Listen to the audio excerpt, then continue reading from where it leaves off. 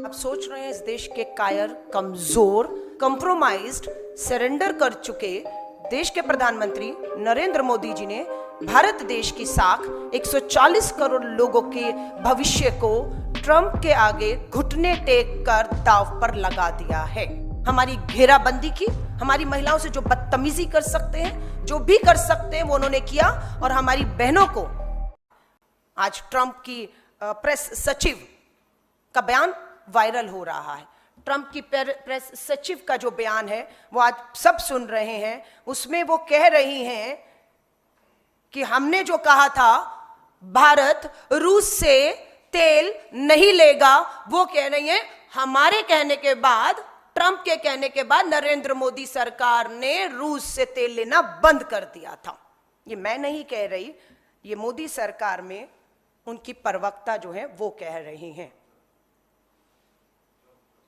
Trump सरकार की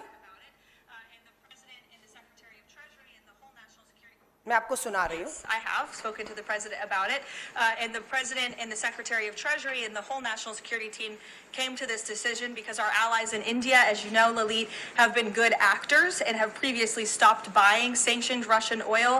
So as we work to appease this temporary gap of oil supply around the world because of the Iranians, we have temporarily permitted them to accept that Russian oil. And this Russian oil was already at sea; it was already out on the water. So this short-term measure, we don't believe it will provide significant financial benefit to the Russian government at this time.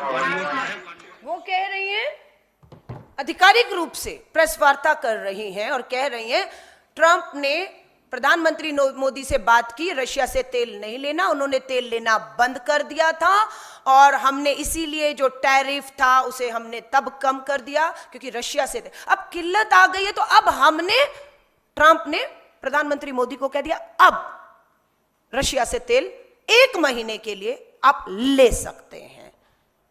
आप सोच रहे हैं इस देश के कायर, कमजोर, compromised, surrender कर चुके देश के प्रधानमंत्री नरेंद्र मोदी जी ने भारत देश की साख 140 करोड़ लोगों के भविष्य को ट्रंप के आगे घुटने टेक कर दांव पर लगा दिया है। हम इसे कतई बर्दाश्त नहीं करेंगे। इसकी हर कीमत हम चुकाएंगे, लेकिन देश के लोगों पर किसी भी तरह की हम ये आज नहीं आने देंगे। लगातार हम इसके खिलाफ आवाज उठाएंगे और हमारा ये आंदोलन आज, कल, परसों जारी रहेगा।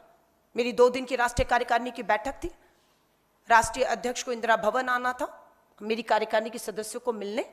उन्होंने कहा पार्लियामेंट की वजह से वो इंदिरा भवन नहीं आ पाएंगे। मैं अपनी राष्ट्रीय कार्यकारिणी को अध्यक्ष जी से मिलाने के लिए, उनका आशीर्वाद, उनका मार्गदर्शन के लिए 10 राजा जी मार्ग लेकर जाऊं।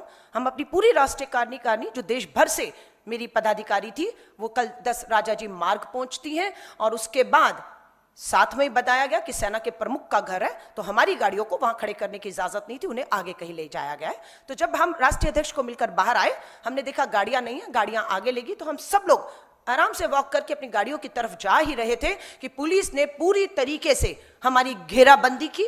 हमारी महिलाओं से जो बदतमीजी कर सकते हैं, जो भी कर सकते हैं वो उन्होंने किया। और हमारी बहनों को 6 बजे तक का समय था जब हम राष्ट्रीय अध्यक्ष को मिलकर बाहर आए।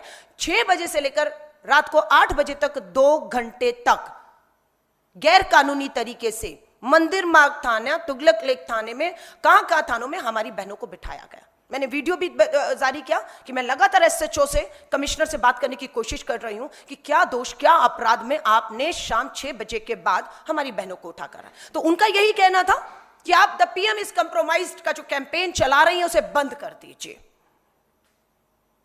आप जो महंगाई के खिलाफ हरदीपपुरी के घर के बाहर सिलेंडर के दाम कम करने की मांग कर रही थी, वो आप ये सब नहीं करेंगे।